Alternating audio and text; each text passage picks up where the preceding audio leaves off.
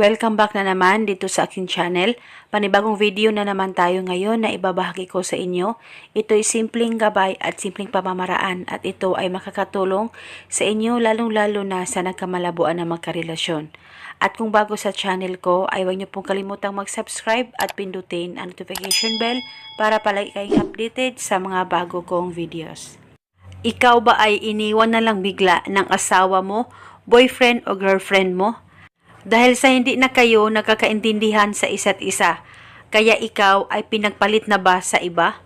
At hanggang ngayon ay mahal na mahal mo pa rin siya at gusto mo ba na manumbalik ang pagmamahala ninyo sa isa't isa? At gusto mo rin ba na siya ay kusang babalik at magmamakaawa sa'yo? Gawin mo lamang itong ritual na ituturo ko sa inyo. Dapat kayo ay palaging buo ang loob at tiwala sa paggawa nito. Ang gagawin mo lamang ay isulat mo lamang sa papel ang pangalan at apelido mo ng 3 beses at sa ibaba ay isulat mo rin ang pangalan at apelido niya o ang taong gusto mong gawan ng ritual. At pagkatapos mo nang masulat ang pangalan mo at ang pangalan niya, i-roll mo lamang itong papel, paloob, papunta sa'yo.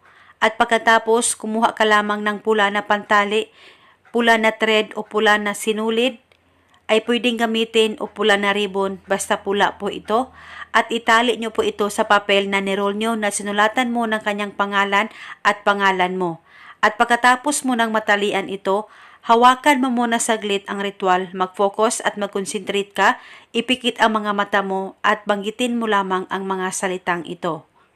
Pangalan at apelido, ikaw ay magmamakaawa na babalik sa akin ngayon mismo at tayong dalawa ay magmamahalan habang buhay. Banggitin mo lamang ito ng 3 beses. Pwede mo dagdagan ang hiling kung gusto mo, wala pong problema. At pagkatapos ay itago mo na itong ritual sa damitan mo o di kaya sa wallet mo, sa bag mo. Basta itago ito sa safe na walang makakakita at makakaalam. At itago ito hanggang kailan mo gusto. At pwede mo ito bulungan araw-araw sa kahit na anong oras na gusto mo. At pwedeng hindi naman ito bulungan araw-araw. At kung may katanungan po kayo, mag-comment lang po kayo sa baba. At ito muna sa ngayon, maraming salamat po sa panonood. May